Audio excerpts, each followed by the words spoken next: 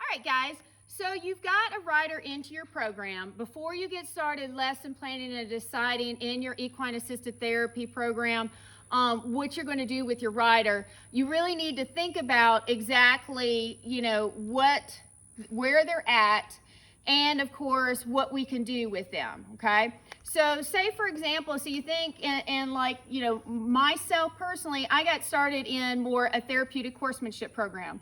As a type 1 diabetic, I was physically able, other than my medical issues, and the goal is to get me riding so I can stay physically active. That's what my doctor said to my mom when I was first diagnosed at 8 years old, is either exercising via swimming or exercise via riding a horse, okay? And so actually she picked two. So we had a pool in our backyard and she got me out riding.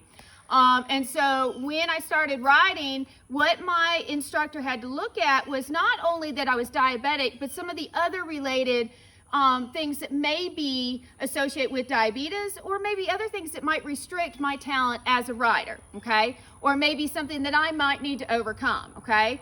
So for example, with myself, and then we'll talk about this rider here, keep in mind, so for me personally, I have one leg shorter than the other.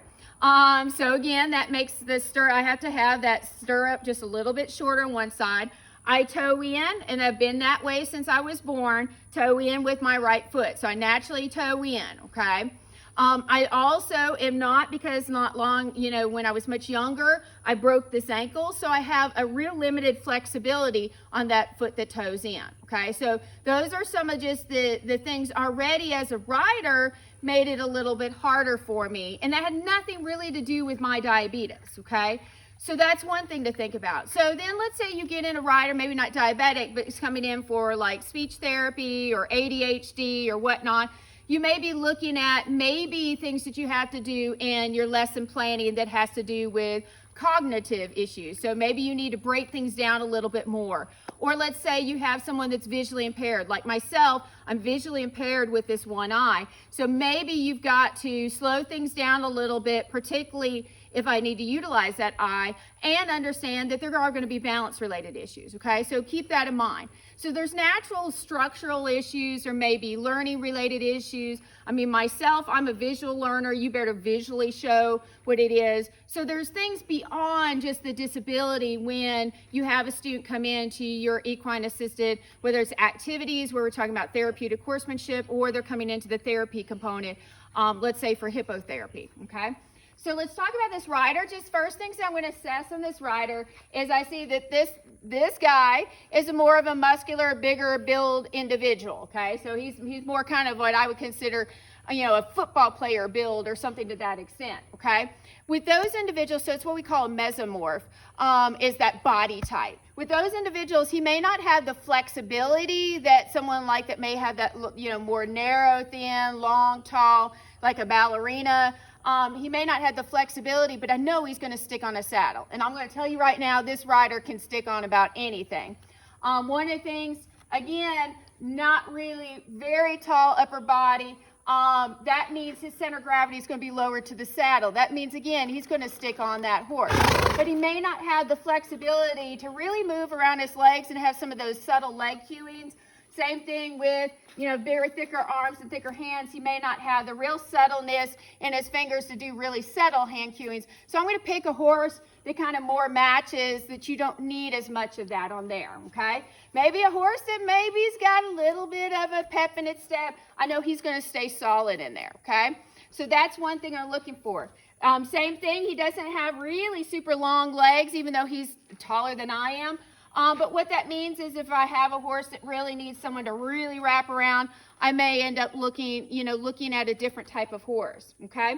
We'll get the rider and kind of put his foot out. Now I want you to bring your toe up, okay?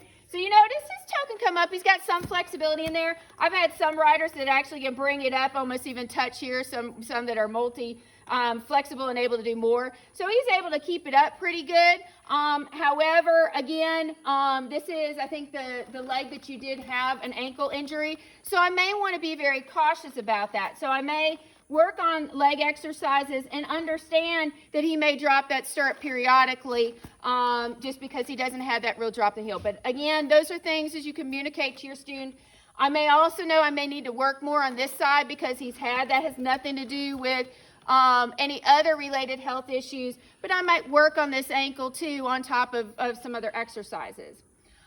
Same thing you see, we've got thick wrist, whatnot, but he also broke actually his wrist at one point and dislocated his wrist. And so again, go ahead and move your wrist around, okay? Pretty flexible overall, but again, he periodically gets some pain. So again, I may work on some stuff but, with that on top of what he's here for, okay? So let's say we have him in here for, let's say, speech therapy. I still may do some other stuff and add that in the lesson, and also realize that if I have him overwork that wrist, let's say a horse he has to really keep pulling on, that wrist might start hurting after a while. So again, those are things that I'm going to look at for this particular rider, okay? So we have an ankle and wrist injury, has nothing to do with why he would be in a program, but those are things that I'm going to look at. And then, of course, his natural body type is something that I'm going to look at there, okay? So again, that's kind of some of the things you do. Ideally, I want a rider that kind of sits up nice and tall. You see in mesomorph, a lot of times they'll kind of hunch a little bit more, so I'm going to work on that. He also has a shoulder-related injury, so again, must be accident prone. But again, with the shoulder injury, I may have to watch on how much I'm really prompting him at first of working on bringing those shoulders back. But I'm going to do a little bit at a time, and maybe that might actually help to build up. But again, that shoulder, if he was in for, let's say, speech therapy or something to that extent, the shoulder shouldn't be a part of it, but we're going to add it in and realize those restrictions, okay? So then we're going to come to the front and look at the front of the rider. So balance is extremely important, particularly if you're talking about hippotherapy, but any rider, balance is important. As I mentioned before, I have one leg shorter than mine and I toe in. So I want to look at a lot of times riders that might have some subtle issues. You may not notice it and they may not notice it. So again, I'm going to look at my rider and look to see, even have them go ahead and drop your feet out of the stirrups and drop your legs. Again, and look to make sure that they can evenly sit, and I don't see any imbalance there.